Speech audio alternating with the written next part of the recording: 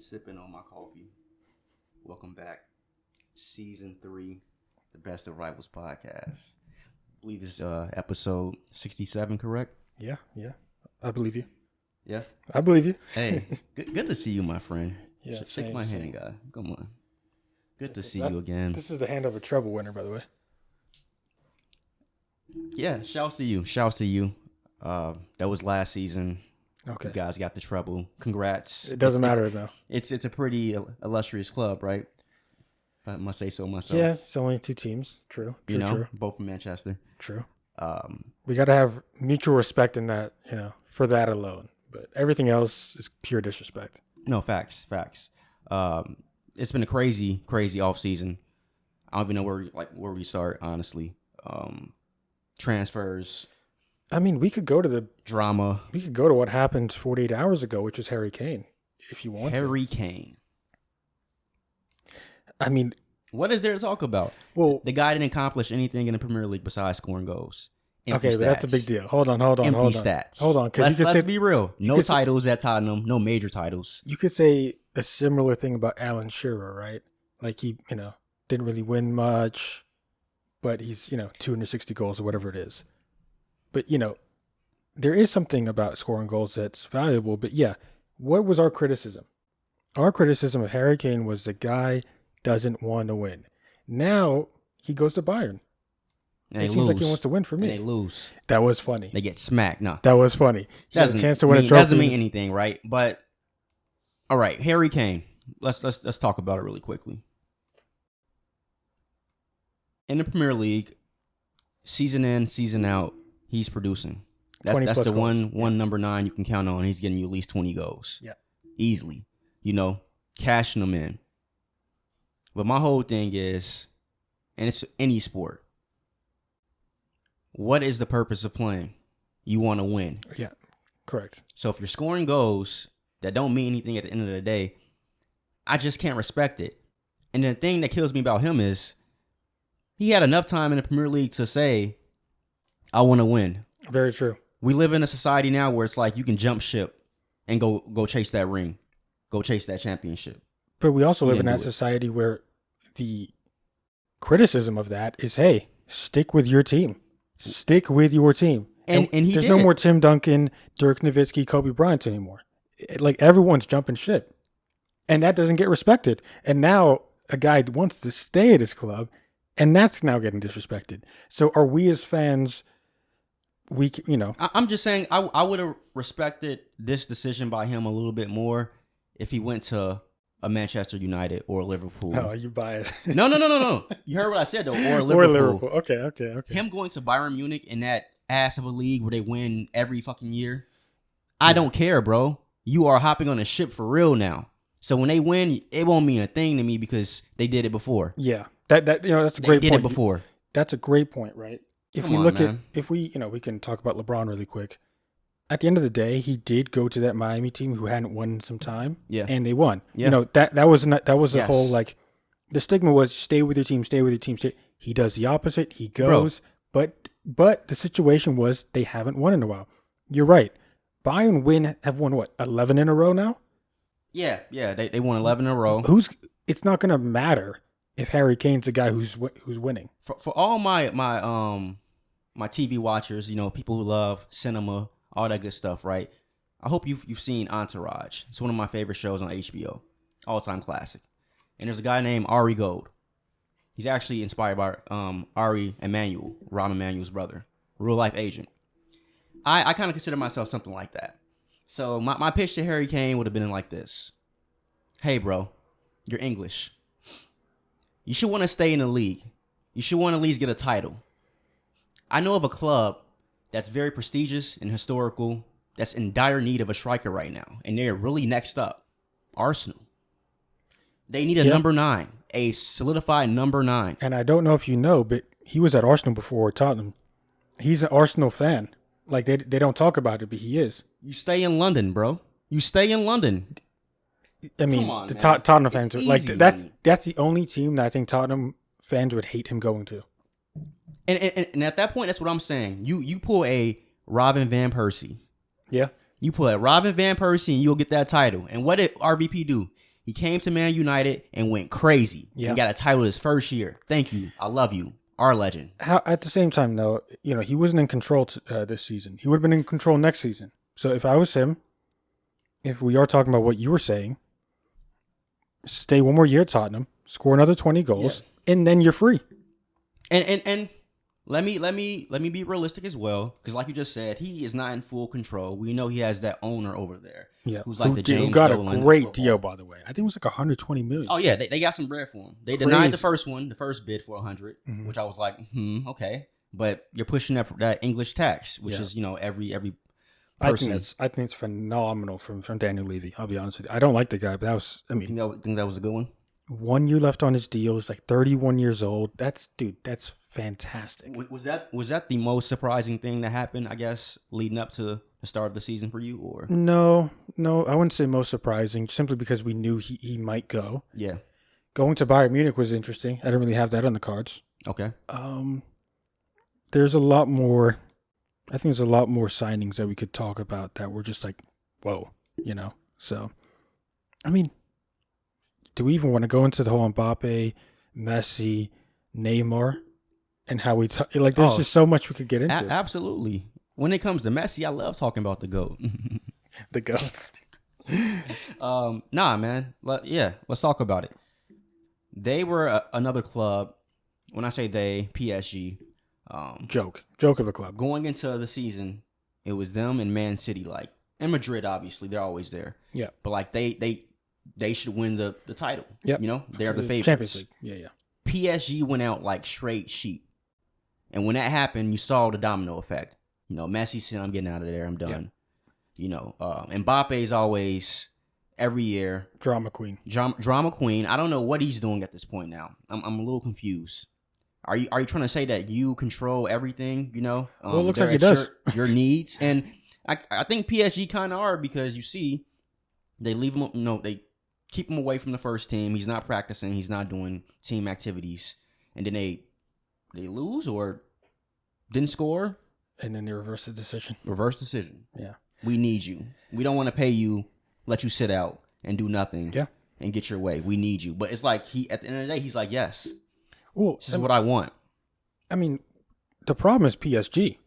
You did this to yourself. They're terrible. When people talk about the oil giants and all that and spending money, PSG has everyone beat, bro. Yeah. When they assembled that team with Sergio Ramos, Messi, Mbappe, Neymar, that was like disgusting. And I was like, I hope this team fails. Hakimi, Donnarumma, he's a million guys that they got. Mendes. Ridiculous. And they didn't do a thing. They killed it in the French league, which we know is a joke. But then when it came to the Champions League, nothing happened. As usual. And that's the entire reason that they make those teams. Yeah. So. And so this whole, we live in America. We're in the United States. And Messi's in the MLS right now. Yeah. And it's going crazy. He's scoring goals. It's kind of fun to watch. Or at least the highlights. I'm not watching the games. Yes. But this is also, to me, like... Let's not brush over what just happened. You just came from PSG, a giant in their right? Yeah. And you didn't accomplish anything, and you went to MLS, and now you're killing and you're the GOAT. That is a mockery. That's similar to Ronaldo's story, no? Yes, but I'm not putting Ronaldo saying oh, this is amazing. He should be Ballon d'Or. Yeah. He's doing. No. He's in the Saudi Arabia league. Yeah, I will go over there and go crazy too. Come on now, let's be real. And Messi is doing that MLS. You get on the roster. You get on the roster, we're going crazy over right now. Let's be serious, bro. Shouts to him for killing. He's a master of his craft. We know that. We get that. Who's gassing Messi though? The U.S. fans, maybe. You said what? Who's gassing Messi? Oh, ESPN. Oh, we act like they're credible. It's the biggest sporting company in the world, right? But that's what I'm saying though. That agenda. That PR, bro, it's going to lead to something, and we're going to talk about it. But I know what this is leading to with Messi, and I'm not just going to stay on him. Obviously, we have other people as well. Neymar, drama queen. That's been the story of his career. Would you take him at United right now? So I actually thought about this. Oh, here we go. You go from hating on him to maybe. Hey, no, listen, a drama queen, and then. the quality of the player are two different things. True. So hear me out. I thought about this when, I think it was really hot early June. It was the rumor mill. Neymar may be trying to come to Man United. Yeah. It was a whole thing. Or Chelsea. And I'm like, damn, that low key might be nice as hell. And I'm going to tell you why. Neymar is a yes man. Well, he needs yes men around him. Yeah. He needs to feel comfortable. He's a baby. He's a privileged kid. Not privileged, but he grew up in the limelight as a star, the golden boy from Brazil. Yeah. Flashy, always in the cameras, right? He needs some, something that make him feel at home. I don't think he really had that at PSG, which is why it didn't work. Oh, yeah. I mean, at the end of the day, he was kind of the third wheel in a lot of ways, Yes. at least popularity-wise. Right. Which is crazy for Neymar. You come to Man United, and what do we have You're over the there? guy. Huh?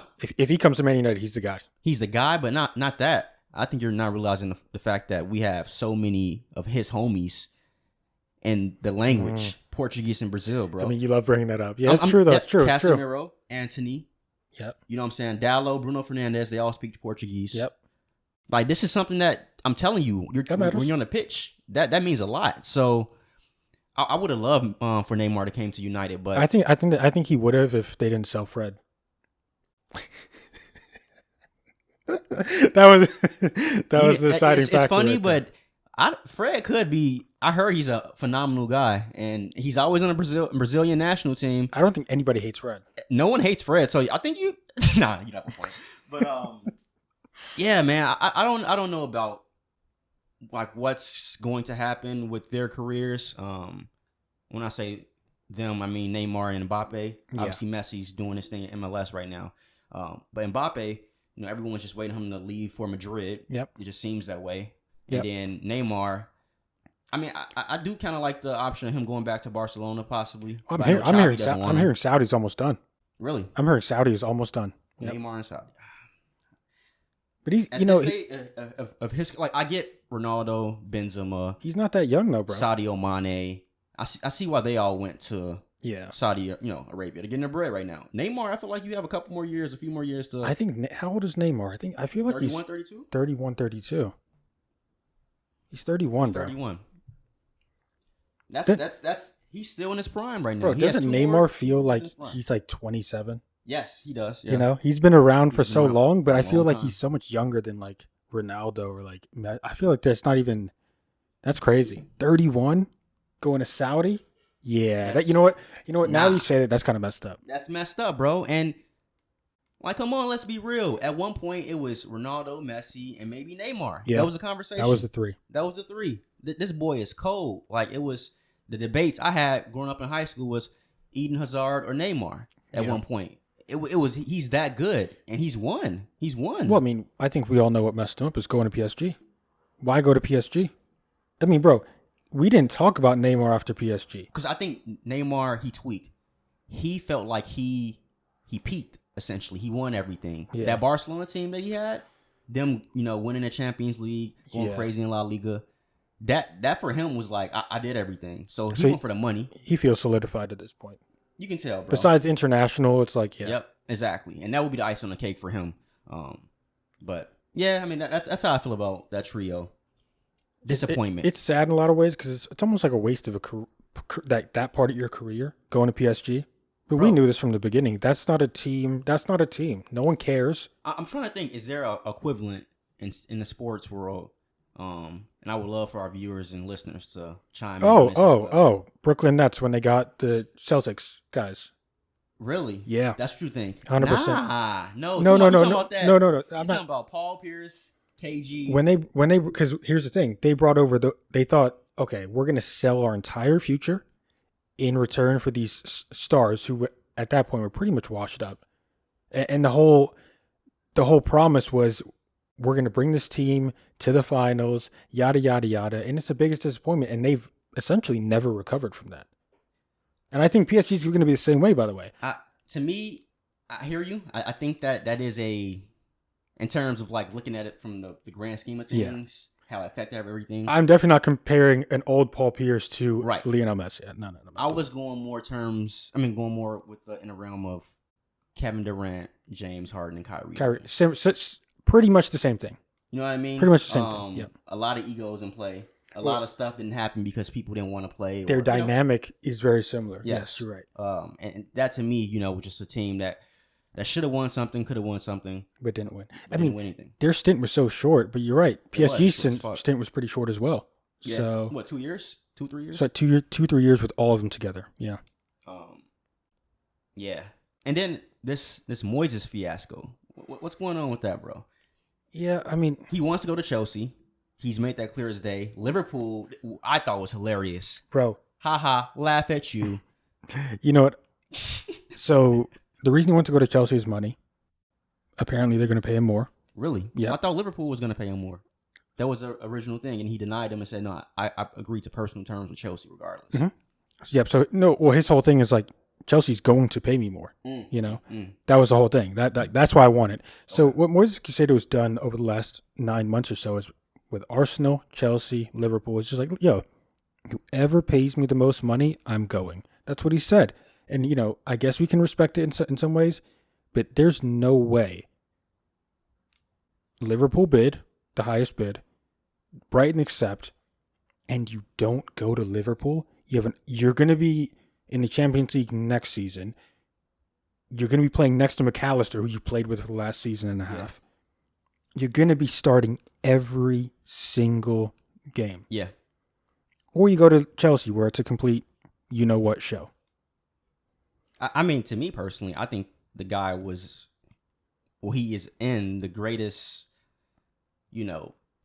choice you could possibly be in. Yeah. You have Chelsea and Liverpool buying for your, services, right? Both, I think, they're right there to, that close to challenging. They're ascending. I think obviously the better option for him would have been going to Liverpool. From a football standpoint. Yeah, just you put them into that system that's already they have a sense of direction, identity. Yeah, they literally just need one more midfielder, and that's him. Yep. Put them in there, bro. Oh, they're cooking. But then I'm looking at Chelsea, and I don't want to fast forward, but, I watched the game today between them and Liverpool. And, bro, compared to last season, it was a 1-1 game. Chelsea had a lot of 1-1 games last season. But when you watch, this is why numbers don't tell you the full story, people. So watch the game, please. The way they were performing was just different. Yeah. They were moving fluently, bro. Enzo, I'm sorry. You cold. You think so? Well, I mean, we've known that. I mean, we saw it, but that game, bro, the dude to me looks like a young Casemiro. Oh God. Bro. He's nasty on the ball, he's tenacious, right? Yeah. But then his passing is crazy. Passing's good. It's crazy, bro. So I mean, he does everything you want in a midfielder. His work rate is crazy. So, and I saw it against a tough Liverpool team. This isn't, you're playing Burnley first game. Yeah. This is Liverpool and Chelsea, a very, very tough environment in London where those fans are just nutcases. Crazy, yeah. The dude was he's balling, in my opinion, and I was hard on him last season. Is that an example of let's not judge any of the Chelsea players based off last season? Because it was a shit show. You had Graham Potter and that motherfucker fucking it up. Come on, bro. Tweaking. Yeah. Frank came in, tried to do some shit. He can't do shit. Yeah. I mean, with Pochettino in now, you have to assume that those young players are going to get exponentially better. They will. You don't like Poch, and I told you. I don't dislike Poch. That was my guy. I don't dislike him. I just don't. A lot of times he was. I mean, in the last maybe 3 years or so, he's been mentioned with, as an elite manager. I just don't see that. You crazy? He's not an elite manager. That man single-handedly made Tottenham a relevant team without winning a fucking title. Agreed, but again, you can't. Hold on. How can you say someone's elite if they've never won? I mean, he won a cup with PSG? Yeah. He won the league title and shit with PSG, all that. Right? Did he win? I don't think he won the league that year. I'm pretty sure he won the league. I don't think he won the league that year, bro. We're gonna. Hold on. Yeah, I have to check. I'm pretty sure Rennes won the league that year, bro. Ain't no damn way that PSG lost while he was there as manager. Exactly. Damn, Poach, don't tell me you went out like that, bro. Pochettino. But no, I personally think he's a phenomenal manager, bro. He had a really good Spurs team that should have won something probably. But then again, shit, it's the Spurs. It's like the Clippers. There's only so much you can do as a coach. when they just a shit show. Well, listen, he's obviously, yeah. He's obviously gonna make him better. I mean, it's interesting, right? I mean, maybe we can talk about this now. We see City are gonna be back. Man U've stocked up. Liverpool, Chelsea, Arsenal are gonna go again. Newcastle, Tottenham, and then a team who I watched on the weekend, Brighton is so good still. Let me tell you this: Brighton have got rid of their starting goalkeeper, one of their starting defenders, and two of their starting midfielders, and they don't look like they've. It literally doesn't look like the team's changed. Because they probably have I don't know if it's a term in football, but I'm bringing it to it. I'm gonna pioneer some things. In the U.S., we have a farmhouse, a farm system, basically. Yeah. And I think Brighton has the best farm system in football. Yeah. They produce the best young talent. They produce. And then they sell them, they make money, and then they do it again. And they got a system. And it's phenomenal. It really is. I mean, bro, I'm looking at the team the team is so good. Yeah. So good. They're good. Brighton's going to be mid-level team still, but they're going to give you a tough outing. I think they're guaranteed top 8. I think there's a real chance that they got top 6. Real chance, because you got to think about. I feel like we say this every year with them. They make some noise early on, and then they drop off. But they made it to Europa League. No. They made it to Europa League. They're chilling. We'll see. It's gonna be a tough. This season right here is like, I can't really pinpoint. I mean, obviously, Man City's Man City. I mean, let's talk about it. Oh yeah, let's get into predictions. So, let's start with relegation. I think Everton have not done enough in that summer to guarantee staying. They were terrible this weekend. Yeah, and here's the thing: still no striker. Calvert-Lewin, not even on the bench. The guy is the worst professional athlete of all time. It's incredible, right? I mean, he doesn't even play. Catching strays, god damn. It's not my fault. Play, bro. Like how you're injured every time you step outside. It's ridiculous, bro. So I think Everton's going to go down. I don't think they've done enough. They're probably going to lose some players in January as well. I've got Luton going down 100%. Yeah, Luton's going down. At the end, I mean, I watched them play. Listen, they try. They have a decent striker, but it's a different level, baby. It's a different level. They're not ready. And then honestly, it might just be Sheffield United because, I mean, just look at their team. There's not much else to say. Just I think Bournemouth is going to progress. I think Nottingham Forest is going to get better. I think Forest is going to get better. For real. Exactly. So you kind of looking at it a lot of the teams that came up just come right back down. I'm looking at it right now, bro. It's not good. I mean, I could see maybe Burnley. No. Burnley's staying up. Vincent Kompany manager, great young players. Nah, Burnley's staying up. Trust. He did have a really good statement after the first game against City. They lost 3-0. What did he say? He just basically said, compared to where we came from last season, I know we're going to be way better. We're going to get better from here. Yeah. And he said, it's probably going to be the worst we lose to Man City. I'm like, that's a crazy mentality to have, but I like it. That's how you start something. He's a smart guy. Yeah, smart. I mean, he's a Pep disciple, somewhat, but to some degree, yeah. Yeah, but he's gonna. That's a good, solid point.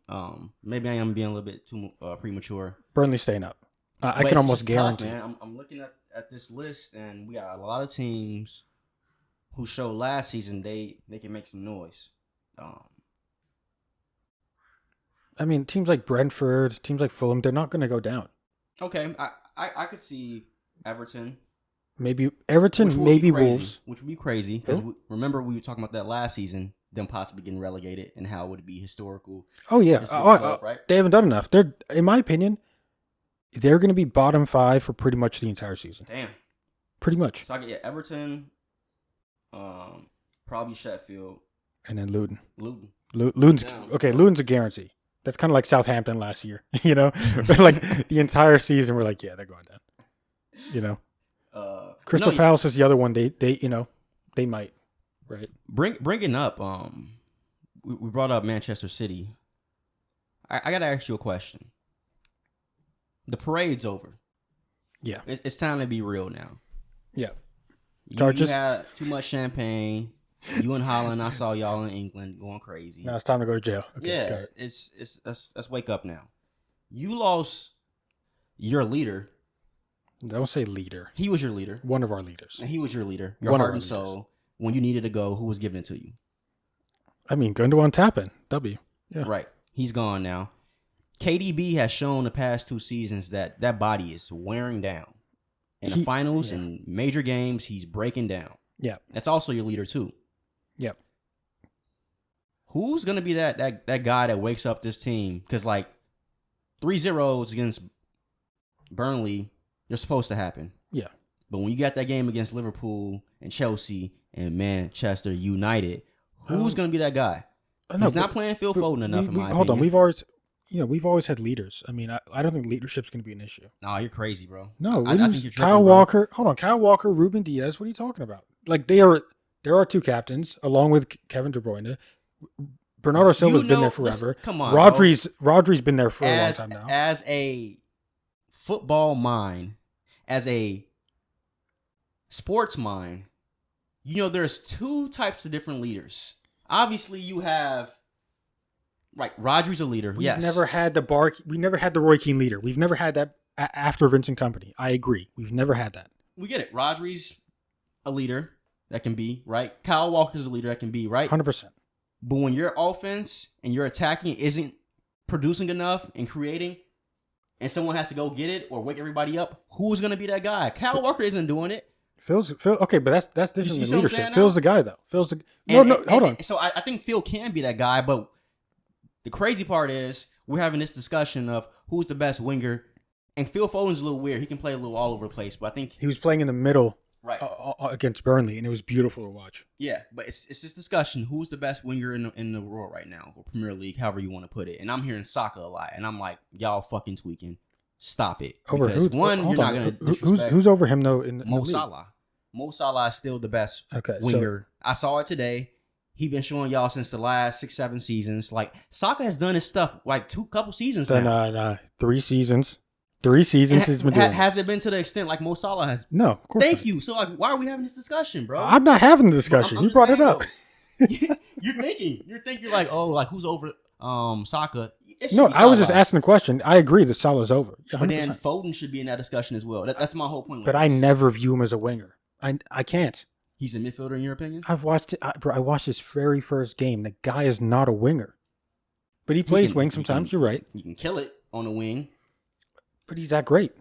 Bro, in the middle, that's his position. He's phenomenal. So you're banking on Phil Foden to be that guy that wakes you guys up. So last season there was a lot of rotation going on. Phil Foden's going to be maybe not first, maybe not second, but probably 4th on the team sheet. Okay. Every single week. Yeah. Every single week. I mean, I am a Manchester United fan, but I have always displayed and shown my love for Phil Foden. I think that kid is fucking amazing. To me,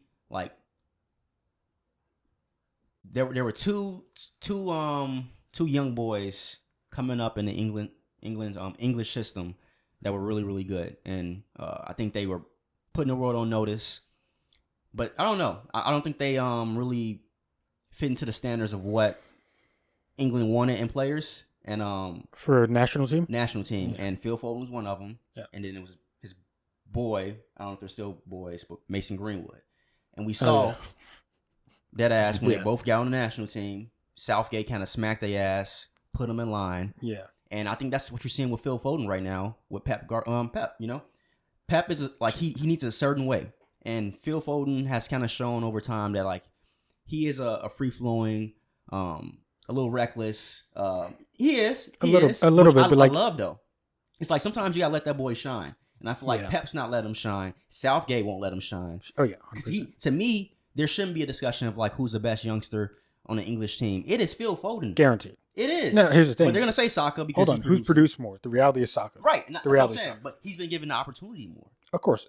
Foden, that's the story. Saka has been relied upon since 18 years old. It's crazy. And Foden's been brought from good potential to honestly going to world class. He's going to be a world class player. So there may be some things that we're not seeing behind the scenes. That's but Pep does this all the time, bro. I mean, think about all, bro. Mahrez, we considered Mahrez a top winger in the league. Hell yeah. He barely even played him last season, and now he's gone. So we can't be looking at okay, Pep's not playing him, therefore he's misbehaving or something. My thing is though, Mahrez was killing at Leicester, right?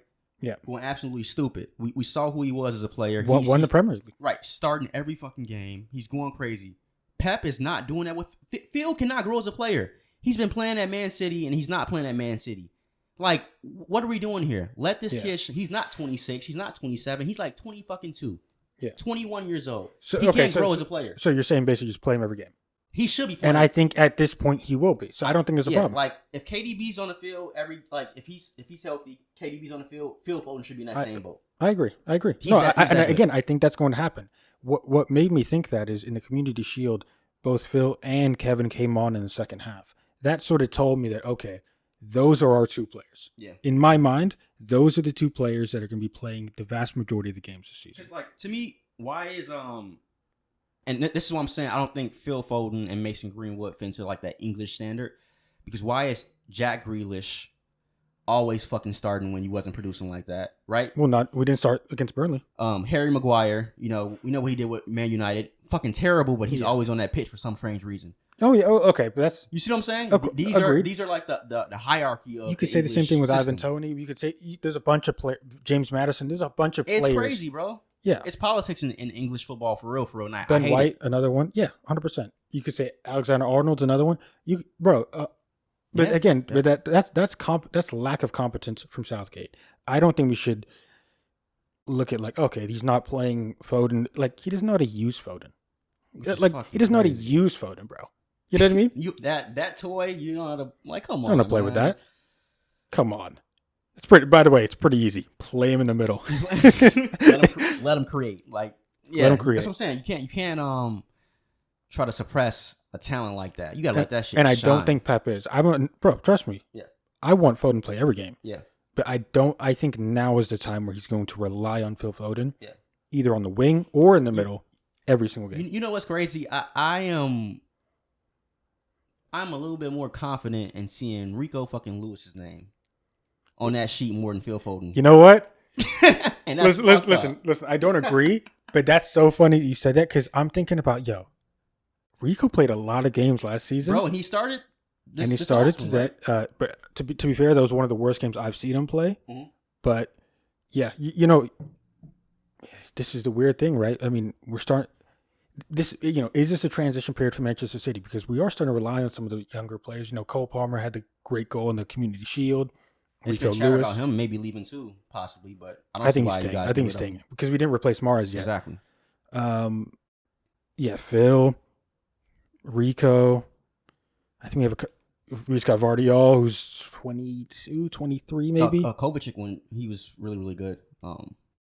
Really, really good. Good signing? Yeah. Yeah. I mean, I wasn't doubting that signing at all. And people were kind of like, why would you? He's a system player. He's a system player, bro. Here's my only issue with him. Bro, you're not that guy. Be a system player and you'll be 8 out of 10 every game. But the times where he tries to do more than he's capable of, that's the issue with Kovacic. And that's why I was like, 27 million for Kovacic, But all that tells me is, Calvin Phillips is not in the question for playing a game. Calvin Phillips will play less than he forgot he was on your team. I'm not going to lie to you. Isn't that crazy? That's a damn shame. We got a replacement and he didn't even leave. Dude, it's embarrassing. And I guarantee you Southgate's going to pick him too. Yeah, exactly. So all these guys, I don't know. It's to answer your original question, yeah, I mean, bro, sure, Gundogan gone. Sure, Mahrez gone. Laporte's probably going to go now. But, bro, I think we're chilling. I think we're chilling. Okay. We do have to rely on Rico. Yeah. We do have to rely on Cole Palmer, but I think we're chilling. Bernardo's still here, which is crazy. So. Yeah, I got to give it to Bernardo, man. I think he just loves Pep, honestly. I think he wanted to go. But we couldn't replace him at this point. And have you heard? We're trying to get Paqueta from West Ham. But wait, hear me out. Didn't I just see? I think Fab was tweeting about this. Elise? No, Cancelo going to Barcelona. Oh yeah, that's almost done. You can't. You know what I'm saying? Like, you got Cancelo going to Barcelona. Yeah. They could definitely work on that. Bernardo Silva going. No, I'm saying we're not letting him go. Okay. We're not letting him go because we can't replace him. That's our issue. We can't replace him. So Bernardo wants to leave. We said can't do it. Yeah.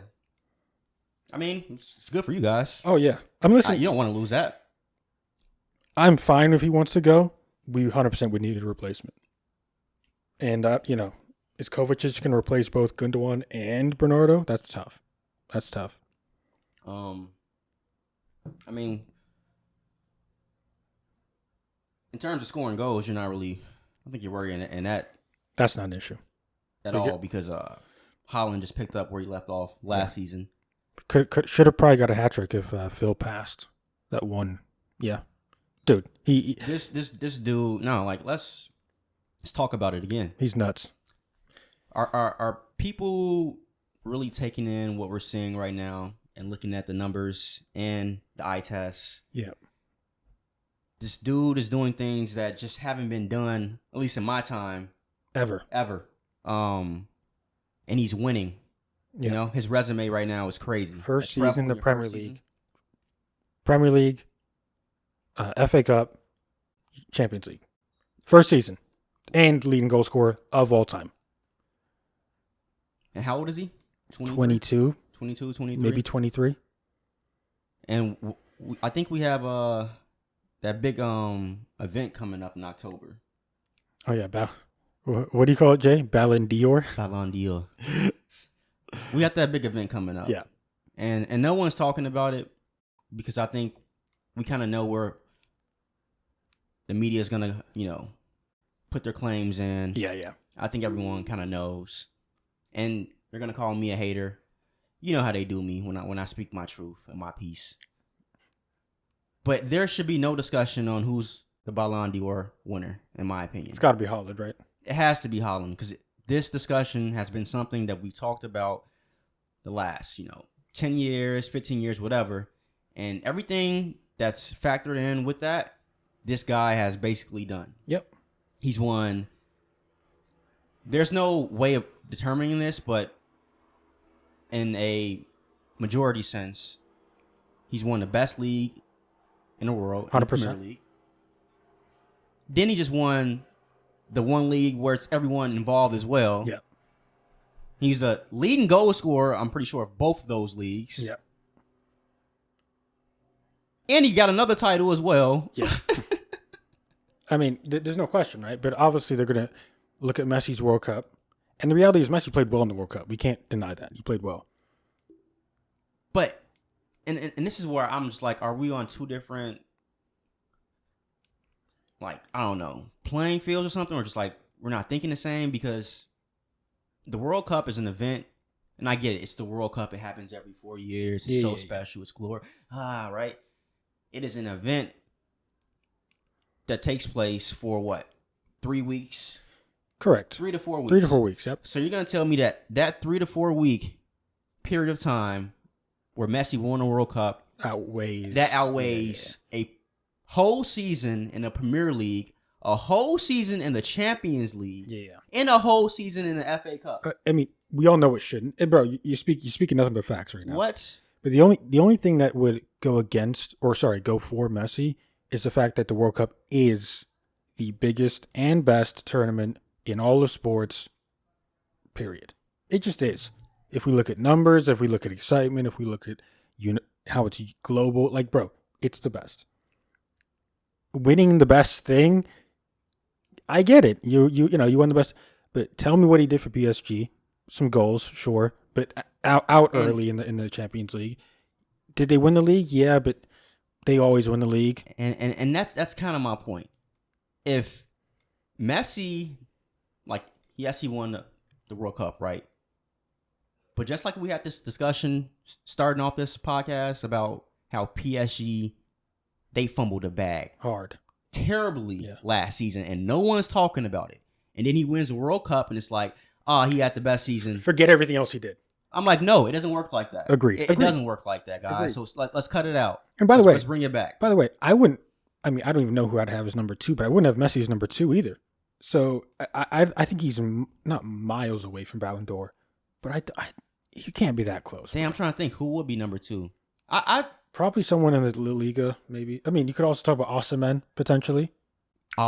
Potentially. Potentially. I We mean, could, bro. I mean, they won the league. Napoli won in the They're league. close in Champions League. That's actually a valid one. I was gonna say I do think Messi has a case at number 2 because if you win a World Cup, like I'm not gonna discredit that. Yes, it's the biggest tournament possibly in the world, right? But then we could literally, if we talk about winning, bro, Alvarez won 4 World Cup, Premier League, FA Cup, Champions League. But see, this is where like that Robert Horry is the best basketball player of all time argument comes in. Agreed. However, Robert Horry started, and I get it. He started these games for the most part, some off the bench. Alvarez was pretty key to the World Cup. He was pretty key to all those wins, to be honest with you. He was pretty key. Like, I don't know. It's better than Robert Horry, but yes, it's not like he was the guy. Yeah, he wasn't the guy. Man, it's gonna be interesting though, because I think it's gonna ramp up pretty quickly with just the PR and everything with who's gonna be the top 3. And to be, you mean you know me, bro. I really don't care about this. I mean, Kevin might be in there. I don't think he had a great season, but I think prior to the season ending, last season, whatever, we talked about this same conversation, and it was KDB or Haaland should win Ballon d'Or over Messi because they won Premier League and Champions League. Yep, that was right before KDB went down again in the final. So that to me took away from his Ballon d'Or conversation again. Why? Because the same thing happened again, bro. Cool, but I mean, I like Haaland, but where was Haaland in that final? I mean, he might as well not have been playing. Let's keep it real. He didn't play well. Right. And I hear that, but it's like, damn, didn't he have the most goals in the Champions League? So who got him to that point? I see what you're saying, but it's I agree, but you can't say KDB didn't get him to that point either. Was he the leading assist? I don't know. That's what he was I'm good. About. He was good. Like, if you are leading, I'm with you. I'm with you. I get you. I mean, you got the Arsenal fans probably say Odegaard or something like that. Remember that? Oh my god, they were going crazy. I mean, at one point, I did say he was the best, Premier League player. He was hot. You're gassing a little bit, but listen, hey, bro. I mean, even the whole Rashford thing, 16 goals. Yeah. Come on. You want to talk about Man United? I think this was enough of that Haaland Ballon d'Or. I'm not done yet, though. I'm not done yet because Messi, Pete, FC, whatever I want to call you. We'll have a lot of time to talk about whatever. You guys are frauds. Pessy. And I'm coming for you.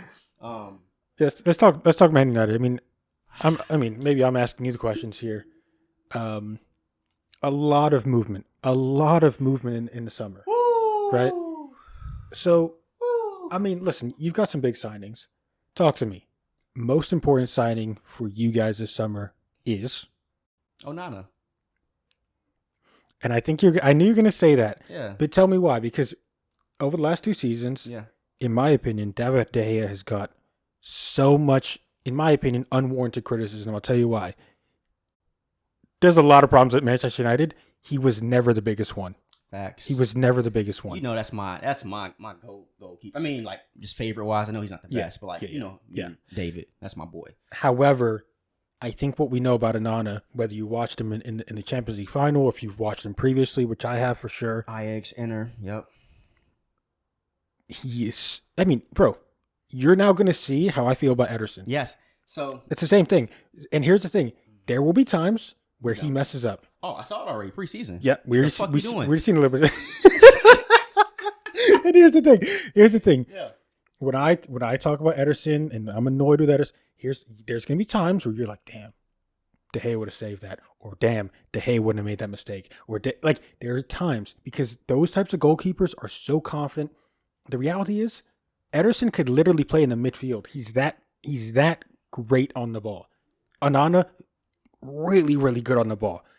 But he's fantastic. First off, let me start by saying this is my tribute to the great David De Gea. Manchester United recently has had a really, really bad rep with former greats and legends at the club. Yeah. My GOAT, the GOAT himself, Cristiano Ronaldo, was treated terribly. Absolutely terribly. And then you got David De Gea. The way they let him go was absolutely foul. disgusting.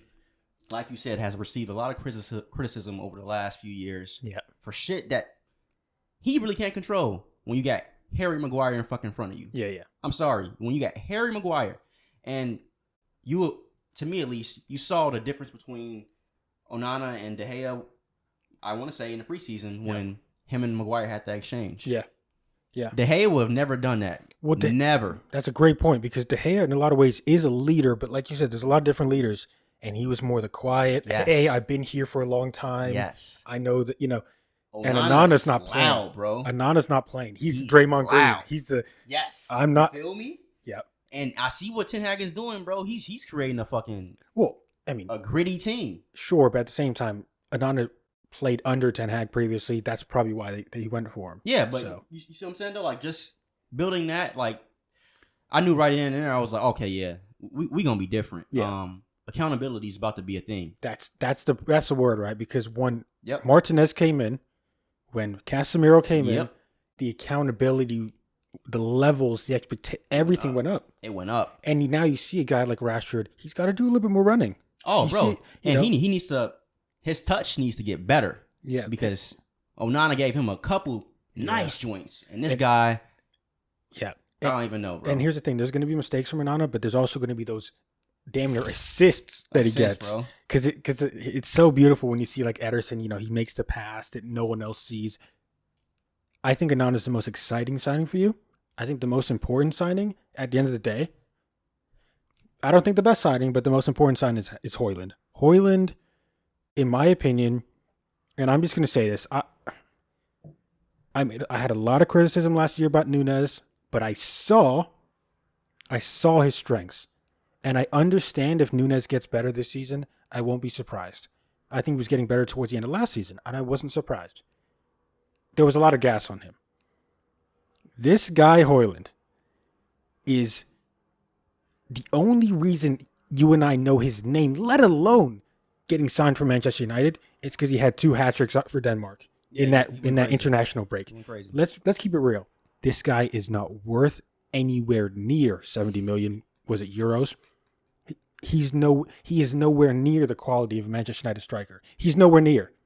You are banking on this guy. And here's the thing. You know what's so funny about this? It's just the fact that his name is so close to Haaland. It's just so funny, bro. Because this guy is the expectations on this guy, you have to give him time, Jay. Because he's not going to do it this season. That's fear. That's all fear coming from you right now. Fear? It's fear. And Højlund? I'm going to tell you why. Because I do see your point. When I first heard of the guy. It's yesterday. I'm looking. First the name. I'm like, the fuck? Same name. I'm like, it's like Haaland? Yeah. That's a joke, right? It's a joke. And then I see him. Blonde hair. Big. Looks like... Big. The same, like, from the same little area, basically. Is it brother? I'm like, bro, it's a joke? I'm like, are you trying to clone? But then I saw some tape on him. He's a project. He's a project. He's a project. So, ain't no damn way. Any realistic Man United fan, we're not expecting 30 goals. Yeah. You ain't expecting 25. You shouldn't be expecting 20. Realistically, I think this guy, if he gets 10 to 15 goals. In the Prem. I am so satisfied with that. I would agree. Yeah. I am so satisfied because, like you said, he's here to help us out in terms of scoring goals, but he's not going to be the main guy. Yeah. I think that's going to be more people involved. Hopefully somebody soon. We'll see. Yeah. But right now we see that the market is crazy. You're overpaying for players regardless. And he basically upped his contract when he had those 2 hat tricks with Denmark. Yeah. That for him was like, damn, we got another prodigy coming up, and that's how quickly football moves. Agreed. Like I told you before, I hated how you could have one bad game and you're the worst fucking right back in the world. Yep. You have 5 straight games, no one's fucking talking about it. Yep.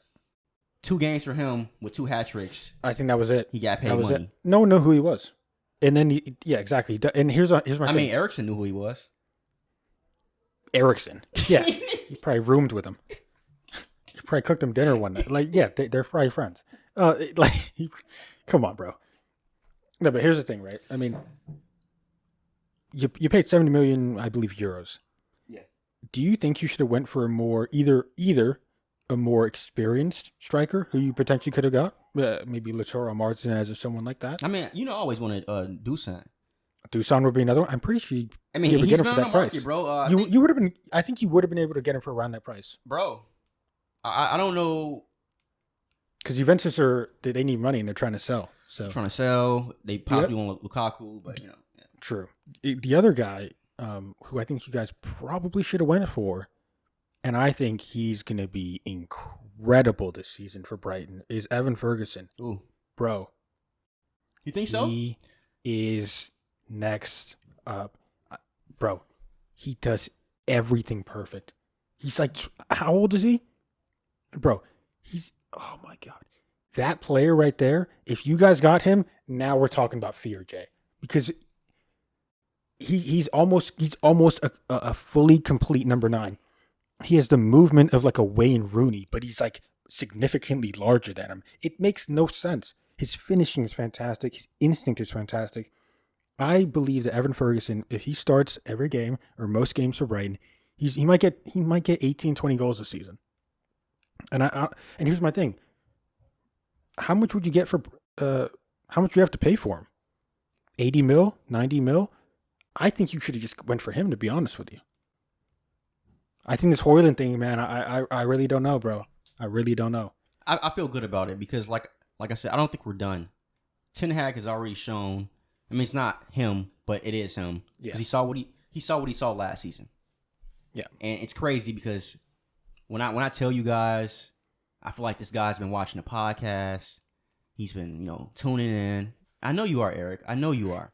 Because you did every single thing, essentially, that I wanted you to do. Yeah. I told you about Fred. The dude single-handedly cost us some shit last season. Like, no cap. Terrible. Yeah. Definitely not the biggest problem, but yes. Right, but he played a key part. Yeah. Maguire, he's on his way out. He's the worst. He's the worst, and they trying their best to do it in a nice way. They stripped him of the captaincy. He releases a statement saying how he's so proud and he wore For what? For what? You didn't do a damn thing for us. It was absolute, like, it's PR. It's crap. Mm-hmm. But we're getting rid of him slowly but surely. 30 mil, whatever it is from West Ham. Take him. Like, man, shouldn't even be worth that much, honestly, but it's English tax. We get it. Yep.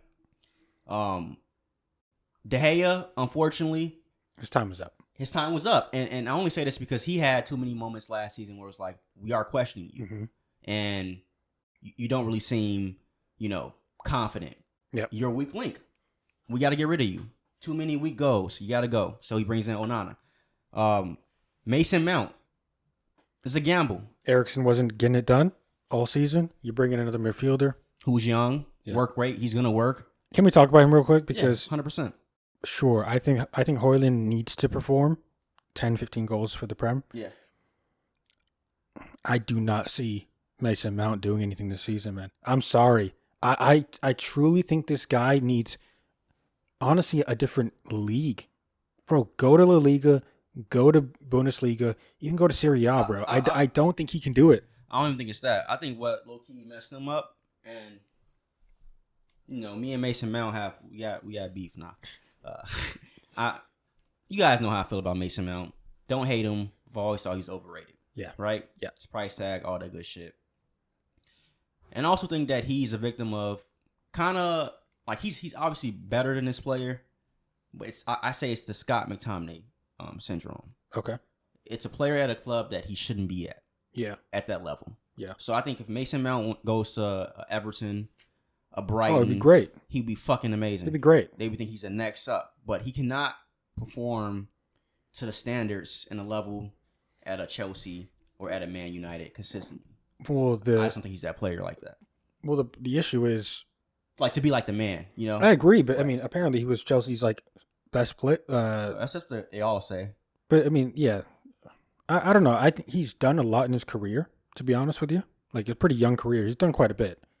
But yeah, I don't think he's that guy. Like, for example, who would you rather have, him or Madison? Madison. No, and the reality is, it's no question. Yeah, it's not even a question. So why did they go for Mount?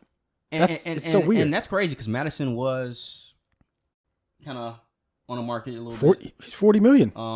Also, James Ward-Prowse, another one, was on the market for a little bit. Where is he now? He still hasn't moved. I still don't think he's moved. Is he at West Ham? No, I don't know. I swear he just got picked up by somebody. He didn't? Okay. I haven't seen his name once. But yeah, there are some names out there that I thought we were gonna go for. Amrabat's gonna be the new one that maybe comes in, but he seems like a. So I think he's a Casemiro essentially. I know Fred leaving was gonna open door for either him coming in. Yes, I think he is coming in for Fred because then Pavard is supposed to be coming in for Maguire possibly. For Maguire, yeah. But yeah, I mean, here's the thing: you get Pavard. I think it's just nice. Like when I think about Pavard at this point, and by the way, he's only like 27. He's 27. But I mean, that's just another guy you can put in on an FA Cup game, a Carabao Cup game, a Champions League game. Like that's really good depth. Have you heard of this Todibo guy? Or never heard of him. Yeah, I've only heard about it recently. To be honest with y'all, yeah, I heard like names been. Well, the issue is you guys should have got Kim Min Jae. I mean, bro, that's such an easy deal. Us, I'm pretty sure, didn't he? What'd you say? I think he denied us. No, you guys could have got him. So basically, from my understanding, is you guys waited so long to get a deal done where all you had to do was trigger the release clause. Okay. It's like a 40 million release clause. It's nothing for a guy of that quality, and they just didn't do it. Well, we couldn't. I'll tell you the reason why they didn't do it. But the reason they didn't do it is because Maguire didn't leave yet. That's the reason they didn't do it. He is postponing a lot of stuff right now. Yep. So I think we just need to clear this shit up, get him out. Yep. Like I think he's even agreed to the personal terms with West Ham. Yeah. I think essentially what United is doing is just looking for his replacement. And it's like anybody fucking better than Harry Maguire now. But I mean, no, I think Pavard's the next guy. Guy. Yeah, he can play right back. He can play center back. Yeah. Which is something that we need. Love Dalot, love Aaron Wan-Bissaka, but like we need some depth in the backfield. Period. Agreed. 100%. Luke Shaw already shown last season that he's able to play center back. Yep. Even did it better than Harry Maguire, in my opinion. 100%. So yeah, I think we're building a nice foundation. Well, you guys have over the last season probably going to this next season. I agree. If we get him, because like Casemiro, he's 30, 31. We saw last season he's not going to be able to play every single game. He's not. We need somebody else that can control that midfield. Amrabat's the guy. And here's the thing: he's not going to control it in the way that Casemiro does. But defensively, he will get it done. Bro, what he was doing with Morocco in the World Cup. Yep. Oh, my God. Like, the dude, that's where he kind of made his name known for real. A lot of the Moroccans, a lot of them showcased. They really did. They were nice, bro. So, and he's tall and big, Yeah. The one thing that I hated about Fred was Ten Hag tried to play him at, defensive mid sometimes, and the dude was fucking 5'8". The issue is 150. Like sometimes just not physical enough, right? Yeah. And that's why they like McTominay, because okay, he's big, he's physical, even though he's terrible. Which is why I think he's staying. That was the one that Eric didn't do. Mick Trash, I wanted him gone. Yeah. But I do think he will benefit from having the cream of the crop of the players we have right now. Yeah. Like it's not like last season.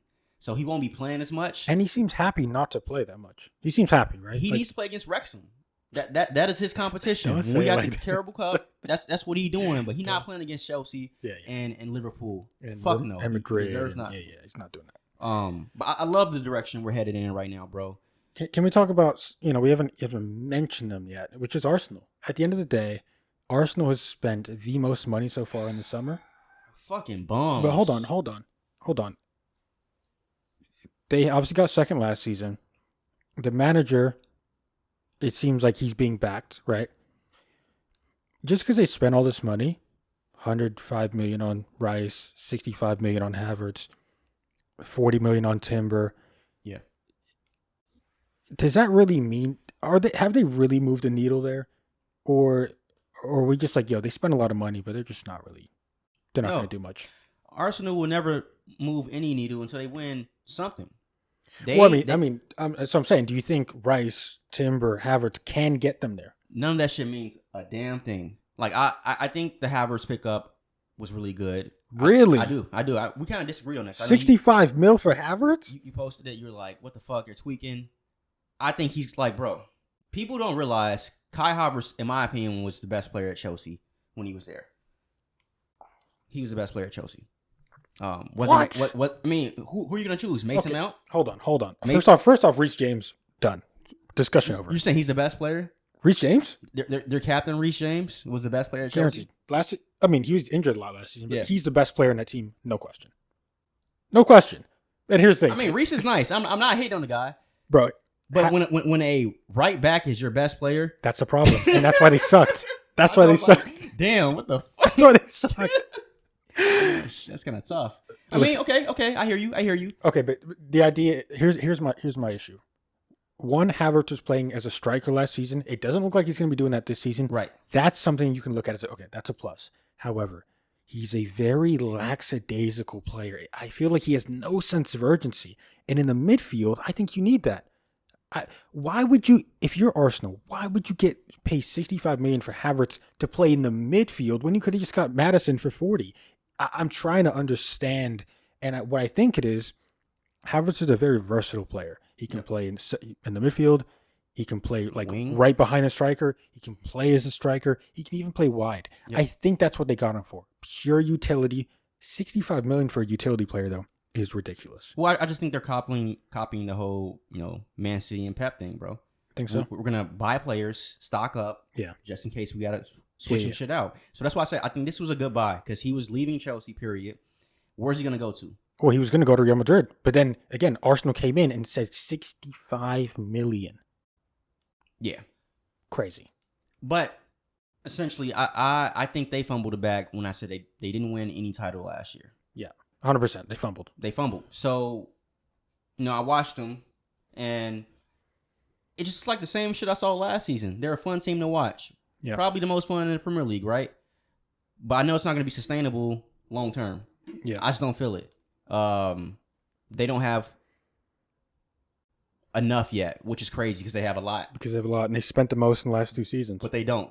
There's something still missing with this team, and I think they're so premature, bro. I think it's just a striker that you can rely on. At the end of the day, Jesus not only injured a lot last season, but missed a lot of chances. Yeah, bro. I love Jesus. I think he's a really good player, but he's not an out and out number 9. He's not exactly. We've seen too many periods in his career where he has not scored enough goals. I'll go back to it.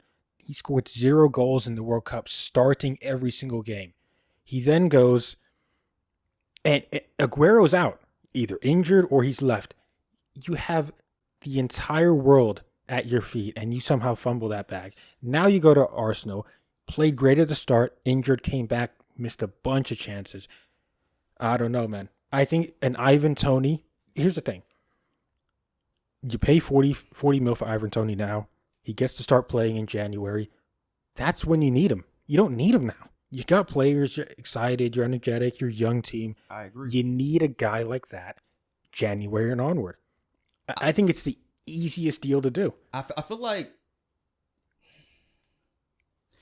I think Arsenal wants to prove a point. Like, are they trying to show that they don't need a traditional number 9 to win the Premier League? Well, I think what they're doing is like they're banking on Eddie Nketiah, which is sure he scored, but come on. That is absolutely crazy. Isn't that crazy? That is absolutely crazy. If they're relying on that guy to be their focal point to lead them to the promised land, you have Haaland.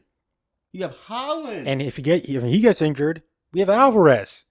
And you guys have Eddie Nketiah as your backup. That's your backup. And here's the thing with Arsenal. Here's the problem with Arsenal, right?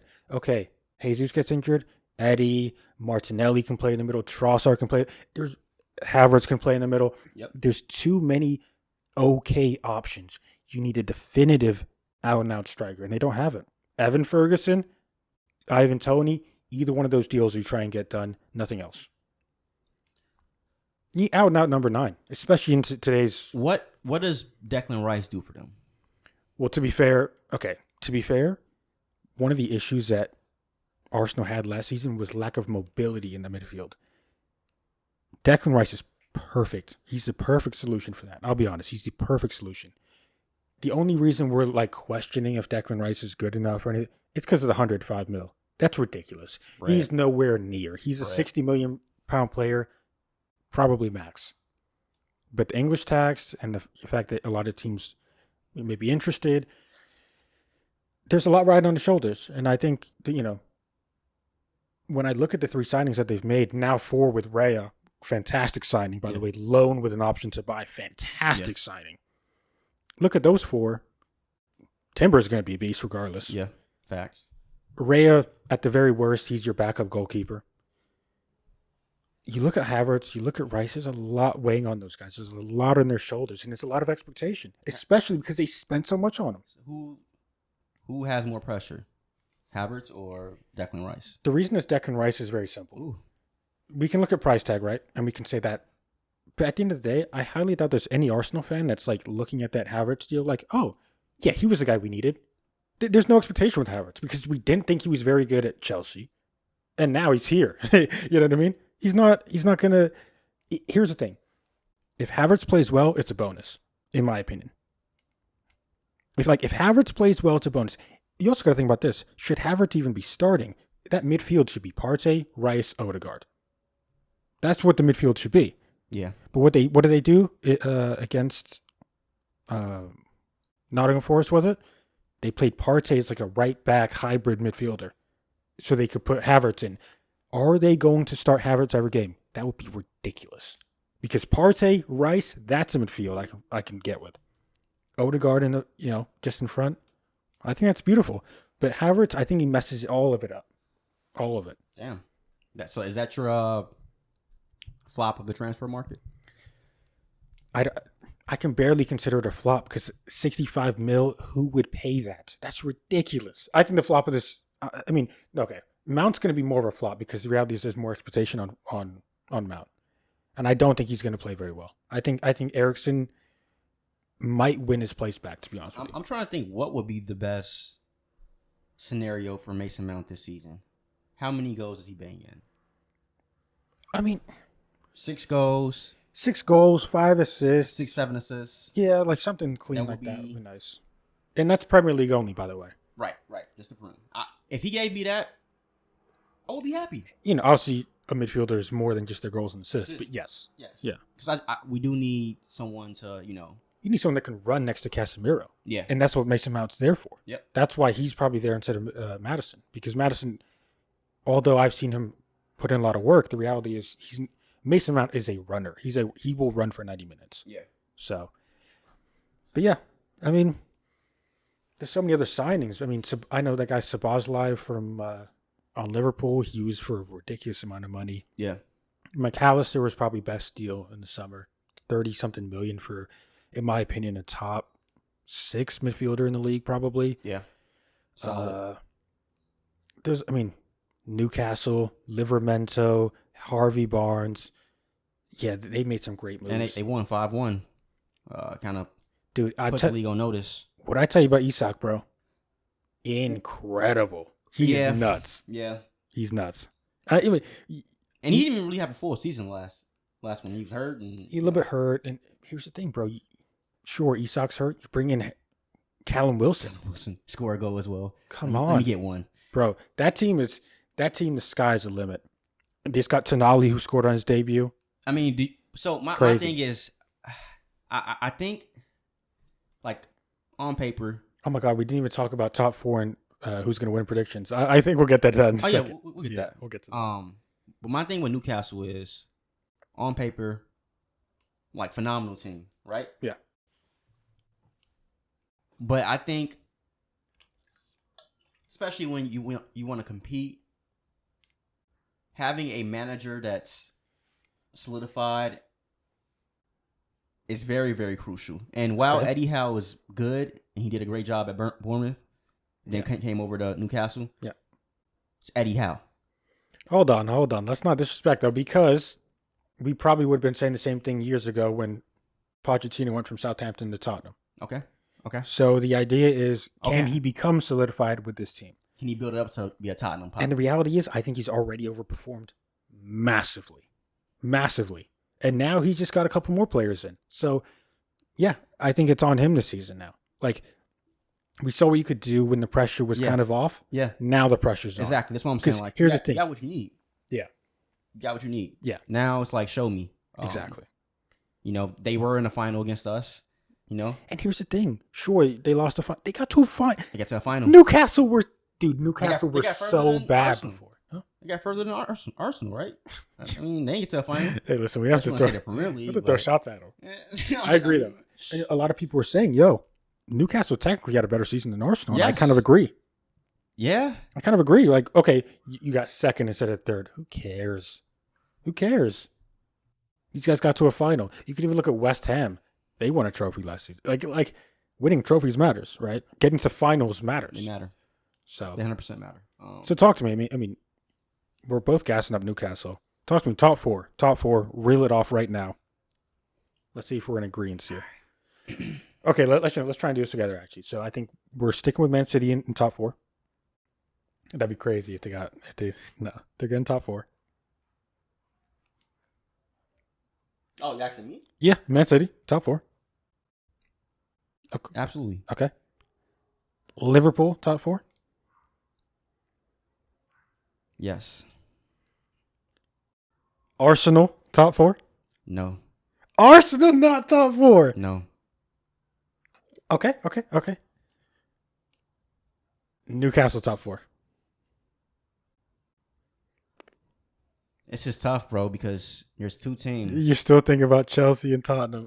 No. I know. I haven't asked you yet. I haven't asked you. It's definitely not Chelsea. I mean, it's definitely not Tottenham. Yeah, agreed. Yeah, Chelsea I'm thinking about, and then Manchester United. Yeah, United. I think Liverpool. No order. Oh no order. Okay, yeah. So Man City, Liverpool, United. Is United solidified for you? Yes. Like they're solidified? Oh, yeah. I got you. Watch this. And then 4, I'm going to go Chelsea. I think Poach gets that 4th spot and they get back in the Champions League. You're telling me. I think so. That Newcastle and Arsenal are not going to get top 4. I think Newcastle's going to get 5th. They're going to be close. They're going to be right there. Arsenal gets 6th? I think they're going to have a bad season. Arteta's fired then. Arteta's gone. I think they're having a bad season. Maybe not 6, but they're not. I don't think they're getting top 4. They might get 5th. Like they're gonna be right there. They're gonna lose out. J. I'm telling you. Wow. Okay. So we agree on City. We agree on Liverpool. And why do we agree on Liverpool? Is it just because they stocked up? They cleared out the old midfield. They got the new midfield. So Liverpool. I mean, for me, you kind of saw like even though they had a bad season last season, they almost got top 4 still. Almost got top. They figured it out towards the end. It was just too late. Yeah. And then. You know, you give these young players more experience and more time, you clearly see they're getting better. Cody Gakpo is going to be interesting. Yes. Nunez is obviously going to be better. Yes. And then it's Klopp, bro. Like, Klopp is a mastermind. So I'm always kind of, maybe it's not biased, but Klopp has shown me a lot. Yeah, he's got money in the bank. Right. Yeah. And then Man City's Man City. I don't think you guys are going anywhere, right? Okay, so here's the thing. I'll be honest, and I'm not saying this because... I'll be honest. Okay. Let me just say it. Last season, I thought Eric Ten Hag was working miracles. I think he's working. And by the way, while he showed mistakes, I think he's still going to try and work miracles this season. I don't think Ten Hag is going to get worse as a manager. I just think the one issue that you guys had was a striker, and you guys relied very heavily on that back four to win you games, right? Yeah. We can talk about De Gea. De Gea, if I'm not mistaken, had the most clean sheets last season. He did, yeah. And a lot of that, obviously, is not because of De Gea. It's because of that back four. That back four, along with Casemiro, is incredible. Yep. However, the league has got better. Those top teams have got better. And you're going to need to score more goals. And I do not think you've addressed that problem. As a result, Liverpool, City, Arsenal, Newcastle. That's hilarious. That's my four. And I'm sorry. I don't. That's more blasphemous than my statement. How is that crazy? How's that crazy? If that happens, Ten Hag's getting fired. He's getting sacked. That's the standard at Man United. You cannot go to Champions League and lose out and not like that. That would be so backwards. Okay, agreed. So here's this is why the Premier League's the best, because somebody has to lose. We haven't talked. Chelsea aren't going to get in. Tottenham aren't going to get in. Brighton aren't going to get in. So who? Like, there's 5 teams, in my opinion. I mean, I don't see Arsenal not making it. I don't. I don't, bro. So they hold on. At the end of the day, I've just talked crap about Havertz and Rice, but the reality is they've upgraded. My opinion, if Arsenal sees City, they're getting smacked. Agreed. If Arsenal sees Liverpool, I think they're losing that battle as well. I think it's gonna be a good game, but yeah, If Arsenal sees us, I think they're losing that game as well. I don't think so. Chelsea is the one where it can go back and forth. Okay, But I'm leaning more towards Chelsea, bro. I really am. but I think they're gonna lock up that Arsenal. But don't you think offense. the Just like we said progress? it- I agree. But don't you think the progress from last season, like you can't tell me the momentum from Arsenal. I mean, bro, they went 5th, 8th, 5th, now 2nd. I think they're gonna stay around top 4, no question. I actually think they're like almost more guaranteed than Liverpool now. I think about it. I don't think they'll finish above Liverpool, but I think they're almost more guaranteed just because they know how to win at this point. Not win big trophies, but win games. They don't. That's the thing. They're young. No. But again, they're young but with experience. Like that's that's what last season was, and they've now added had to to get their feet wet, and now it's. We'll see. We'll see. But if they lost Thomas Partey, I would probably be more inclined to put Man U ahead.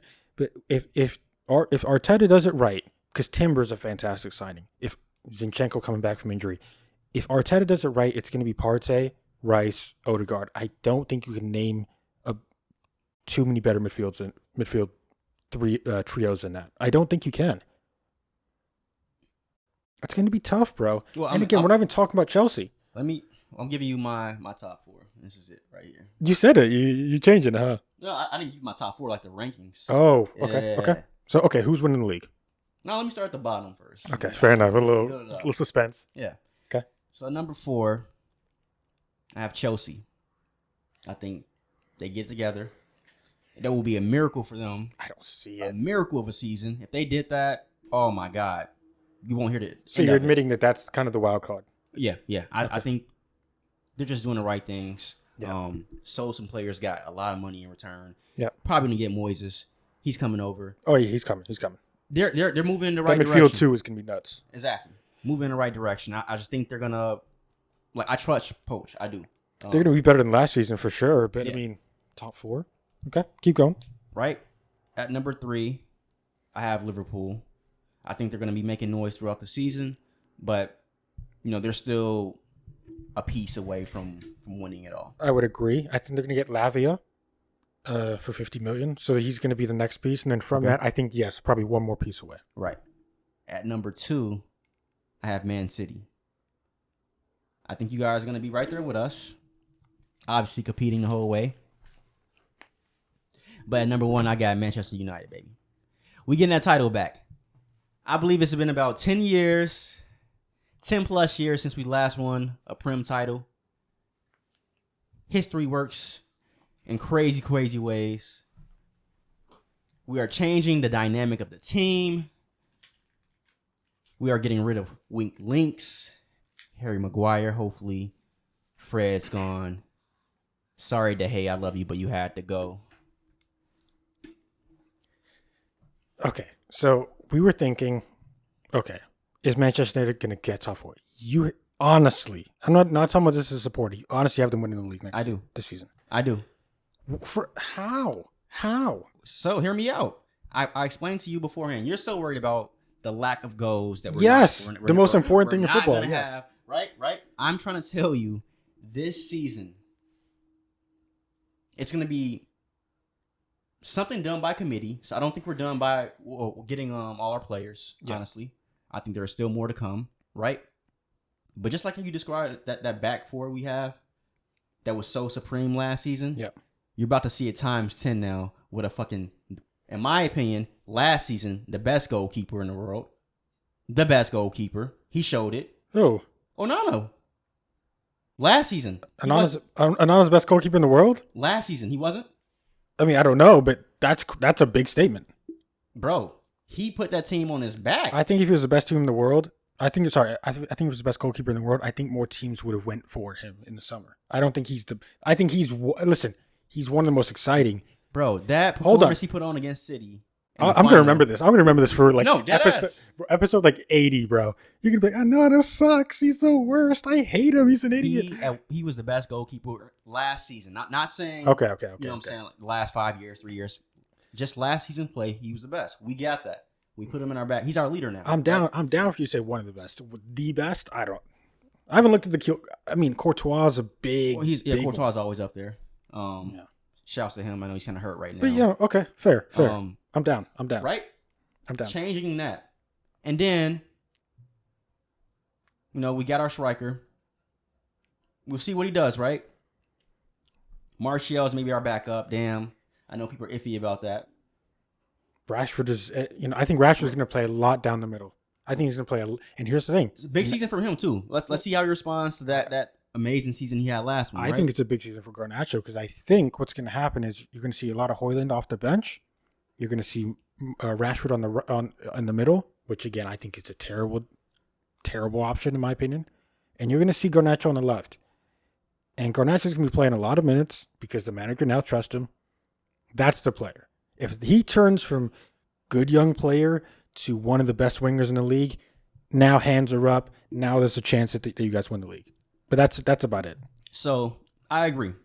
And that's kind of my point. It's going to be something done by committee. Yeah. So if he steps up and takes that next level, which a lot of people are expecting him to, right? Yep. And Sancho has a great season. Oh, that's a big if, Jay. That's a big if. See, I'm down. My guy was the best player in the preseason, playing false nine, something Ten Hag was trying to do. But he's not going to play that in the season, Jay. Well, if he's not going to, Jay. He's not bro, going to. All right, okay. He's not all going right. to. Okay. I'm not. He's not going to play false nine. If Sancho's playing false nine for you guys tomorrow, oh my god, you guys are shocked. You guys are done. But we need players to up their play. Yeah. Anthony's another one as well. Huge season for him. If he steps up and gives us goals, right? He gave you goals last season. He did, sure. but not to that extent. Yeah, we need something more. You know what I mean? Agreed. And then who knows if he even plays this season if it happens. But let's talk about the elephant in the room. We are in dire need of goals. We have a young boy who's been going through it for the past couple years now. Yeah. But he can give us goals. Mason Greenwood. Yeah. Something done by committee. We're moving in the right direction, bro. And it's going to be tough for teams. You're playing us. You're coming to Old Trafford. And it's going to be, I'm telling you, 1-0 games. 1-1. And so here we agree. Right? Because, and by the way, I know we're not talking about it. I think Bruno Fernandes is going to have a much better season this season simply because there's a lot more help in there. Especially in terms of legs. Because at the end of the day, Bruno Fernandes is great when he's comfortable. When he's uncomfortable, he looks like one of the worst players in the world. Everyone's uncomfortable. Yeah, everybody's uncomfortable, including the fans. We're like, yo, what is going on? Okay, so let's talk about this Greenwood thing, right? Because, I mean, let's say he was to come back and maybe start playing around October, November. You're still banking, again, you're banking on a guy who hasn't played football in like 2 years, or at least a year and a half. Great talent, but that's rough. The question is, does he come back and play for Manchester United? I think there's way too many politics involved for him to be an option. It's pretty clear to me that Ten Hag wants him back. I don't care what anyone says. He obviously hasn't said it publicly. It's pretty clear that Ten Hag's like, yo, I want him on my team. Yep. Or at the very least, I want him to see. I want to see where his fitness is at and then go from there. Because he's a great asset for you guys. For all the people that are talking about, yo, he should never play for Manchester United again. First off, I understand. I completely understand the viewpoint. The only issue is you think that's punishing him. And the reality is he's going to play football this season regardless. He's going to play for somebody regardless. It might as well just be you guys. You know what I mean? He's going to play. I mean, am I wrong here? Like you might as well say, listen, what he did, and not even allegedly, from what we've seen, disgraceful, despicable. Right. But it also depends on the PR, right? Because if Mason Greenwood comes out and hits us with the fucking most incredible PR stunt of all time. Like, hey, I was wrong. I own up to it. I apologize to anyone. I think over time, people are going to start accepting him. That's already in the works. Yeah. I don't know if you've been peeping, social media and everything, but for the past 3 weeks now, we known prior to that because initially it was said we would get a solid conclusion on the Mason Greenwood situation after the season ended. Yep. And during this whole time, we don't know where it's coming from, but information about Mason Greenwood and the club has just been thrown out. And this is what I think it is, personally. I think the club's trying to read the room type of vibe. Yep. So I think it's what a lot of companies do. They throw out shit to see what the public, how they're going to react. Yeah. You know? It's bait. It's bait. You've seen things like, I want to say Adidas and United renewed their deal. Yeah. And it was thrown out that Adidas had a conversation about Greenwood. Yep. And then immediately after that, he was added back to something. Yep. Yeah. No, you're right. You know what I mean? Yep. And then pictures were released of Greenwood training with a former Man United, I believe, employee or coach or assistant.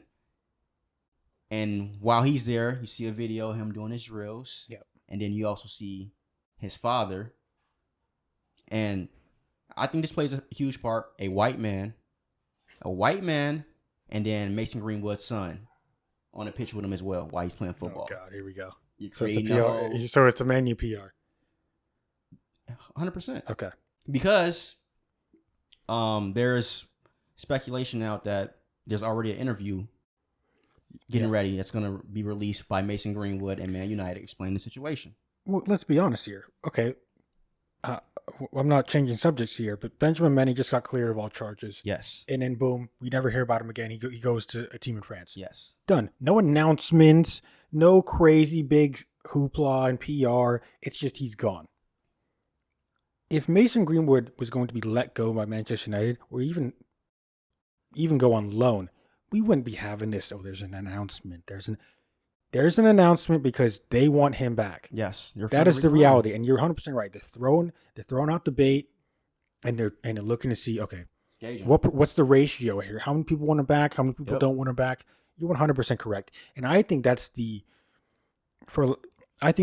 worst way to go. Really, if you're leadership, you need to be clear and confident with your decision, not what the public's going to say.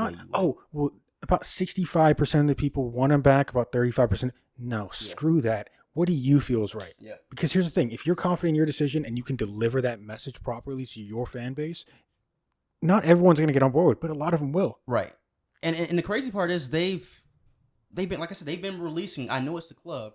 Yeah. Because it came out, the group, the players themselves. Apparently want him back. They want him back. They said he's still cool with some academy players. They think he's going to come back more mature. Like, this situation has really affected him. None of this would happen if they were just going to let him go. Exactly. So we're gearing up for this guy probably to come back. And I think the Mendy situation plays a huge part. Yeah. Because we're living in this era now where it's like, you have to be held accountable for the things that you did to these people. So both individuals are not guilty in terms of the law. In terms of the law. Mendy, which, by the way, is all these clubs should care about. Yes, exactly. We're not morally trying to figure out what's this and it's black and white. Because here's the thing: if they were guilty by the law, we throw tomatoes at them. Yes. So what happens if they're not? This guy Mendy lost 2-3 years of his career, and he's still trying to get his money back. Still trying to get his money back too. And bro, like when we say career, he's gone. Like, he went from Manchester City starting left back to playing for some team in France. Yes. Crazy. All because of legally lies. Yes. Severe lies. So, I mean, at the end of the day, some people maybe they put themselves in these situations. And we can talk about it all day, but listen, man, I think that's, you made a great point. This Benjamin Mendy situation might have a real part to play in the decision making for Manchester United. Being like, you know what? We want him back. We're just not confident enough to receive the backlash, and as a result, and this is my issue. Just be confident about it. Hey, he's cleared of all charges. Yep. He's going to play football next season. The question is, do we want to help him become a better person here, or do we just want to throw him somewhere else? That's the question. Because if you could, I'm pretty sure you can just, hey, send him on loan to Roma or something like that. Yeah. And he'll be fine. And we don't think about him. We don't talk. But why hasn't that been done already? One, because Mason Greenwood has to agree to do that. And if he hasn't, then, GG. So he has some power. Yeah. But two, it's like, they want him back. Ten Hag wants the guy back. Well, they want him back. And I think being an academy player plays a huge part too, bro. As a club, I get it. Yeah. People do things and you have to react a certain way, but in this case, by law, he's clear. He's a free man, right? And he's also an academy player that came through the system. Yeah. Who's connected with players, still has friendships with players. You don't lose that. And he can score goals. There's just so many positives from this big ass negative. So, okay. So let's be honest though. If you guys got Hoyland and Kane this summer, we wouldn't be talking about this. I mean, if we got Hoyland and Kane, title was ours. Not even that. Like, there'd be no Greenwood discussion. Like, let's be honest, the club would have just like, yeah, we can get rid of him. Yeah, 100%. But just getting Hoyland, who's 20 years old? Something like that, yeah. Project, yeah, that we're in dire need, man. And the thing with Greenwood is, he lost, a year, 2 years of his playing career, but he's only 22. Yeah. That's still a young-ass player who you can work with, Yeah. So there's so much, I think, they see there that they don't want to lose. And right now they're playing that really scare card that isn't good, because if you're not confident in your decision, how are we going to be confident? I agree. I mean, listen, let's be honest here. And this obviously is a somewhat sensitive topic still. 100%. But, let's say the women who play for Manchester United come back from the World Cup, right? From the Women's World Cup. Let's say, hey, we don't want Greenwood back, period, in the story. Okay, now you just don't have him back? Like, there's actually a pension they just released. I don't know if it's from the Man United women's. I saw that. Some women's groups that were protesting in front of Old Trafford, and it's basically saying women against violence, no Greenwood return, whatever. Which is, by the way, a fair point. It is. This is all. It's all relevant. Yes. It's all up to the club. I think both decisions work, but you have to make that decision. Yeah, you got to be true to it. You can't, teeter and try to please both crowds. Because you're not going to. You're not going to. It's impossible. This is a business, so make a business decision. And here's the thing: let's say you do sell them for $10 million. If all that $10 million goes to a charity or organization that deals with domestic abuse, that's your way. That's your way for the best. That's the best PR you could. You could do. It's like, But if you're not going to do that, then get him back, get him playing, call it a day. And let's be real. I love my club, but this club is not perfect. And while we do have something that has said allegedly happened, right, with Mason Greenwood, I can name a few scenarios at Man United where players have been in some trouble. Yeah. A player right now, currently, which I think is going to play into Greenwood's situation as well, and Anthony just got in trouble for abusing his girlfriend. That'd be interesting. So it's like, if you're keeping someone who's abusing, but you get rid. That's why it's crazy. This is why it's important to be confident about the decision, because then you can say, hey, because here's the thing. When those groups come out and say no Greenwood, put no Greenwood and Anthony. Parentheses and Anthony. If you're about that. What are we doing here? Yeah, what are we doing? It's like, people can't be the judge and executioner and all. No, stop. You can't be, convenience. My opinion about this is this based on, because it's convenient to me. Yeah. So listen, it's okay. Let's just put it black and white here. Does Mason Greenwood play another game for Manchester United? Does he? Yep, ever. Not even just this season, but ever. Yes. All right, and I would agree. I don't think they would wait this long. I think they would just ship him out if they weren't going to do that. So I do think when he does come back, it's going to be a process. He's going to go away. Oh, he's going to get booed every time they touch the ball. He's going to get booed when he scores. Yeah. It's going to be something tough. But I think the club themselves are going to put him through a process where he's going to go away for about 2 to 3 months, whatever. Get train fit, with some guy, like he did with Sancho, in the mountains of blah blah blah. Come back mentally ready, physically ready, and then he gets to the team. They support him. Just go from there. No, I agree. All right, Jay, that was a long one for sure, but a lot to talk about. Obviously, on the way back. Yeah, obviously it's great to get the season back. I've watched a lot of football this weekend, and I'm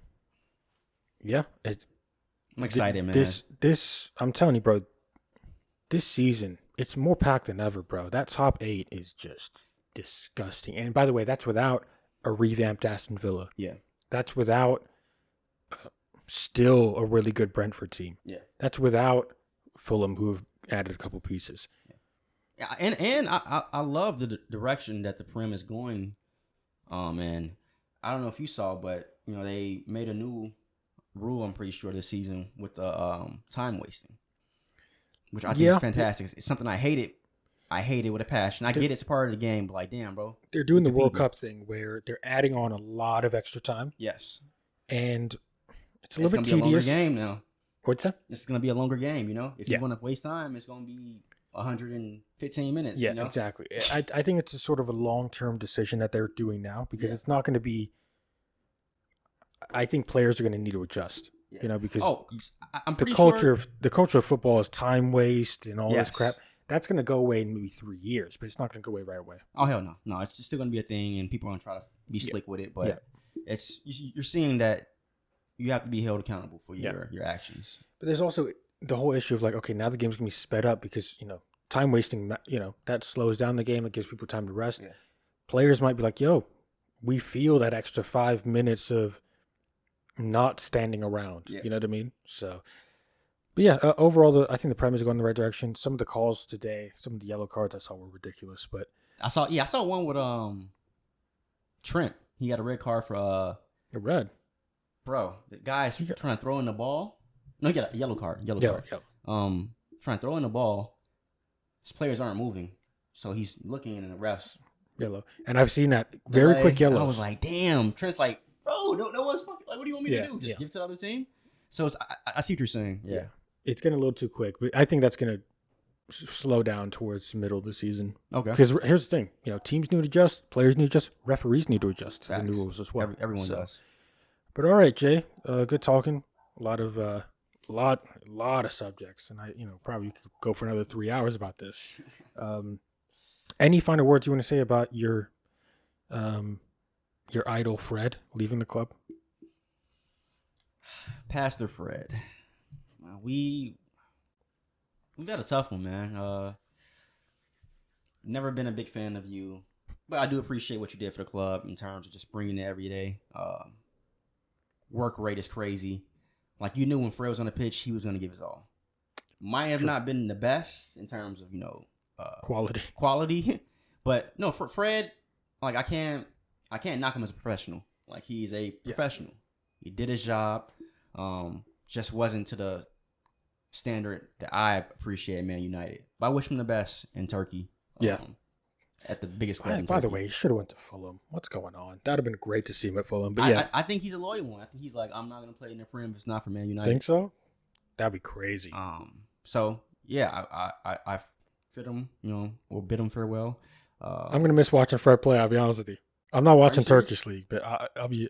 Why, for the comedy or the actual quality? The comedy. It's just so fun. Because here's the thing: he either does the best thing of all time or the worst thing of all time. There's no in between. Oh, and before we exit off on this episode, I do want to give a shout out to Cristiano Ronaldo. He's going absolutely crazy in the Saudi League right now, scoring goals. If you guys haven't seen, we haven't even talked about the Saudi League. It's Benzema, Mane, so many. Everyone. Mahrez, Firmino. Ronaldo. We'll talk about it next episode. Yeah, we'll talk about it sometime. Maybe when they do something like special or something. I don't know. Yeah, because it is something we need to talk about. Yeah, we do. They're making kind of some noise, but yeah, bro, good episode, man. Yeah, for sure. All right, well, you can find this podcast pretty much everywhere. On video on YouTube at the Best of Rivals Podcast, as well as Spotify and Apple Podcast at the Best of Rivals Podcast.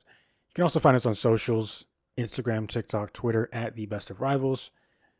For myself, Jay, who, by the way, thinks that Manchester United are going to win this season, which absolutely, that is crazy. If you guys saw us last season and then seen what we've done this offseason, the team we have assembled now, it's going to get better as well. Like, everything is just lining up in that direction. Like, Ten Hag is about to shock the world right now. You heard it. Ten Hag going to shock the world. I agree. He's going to get fired. For myself, for my Jay, we are out.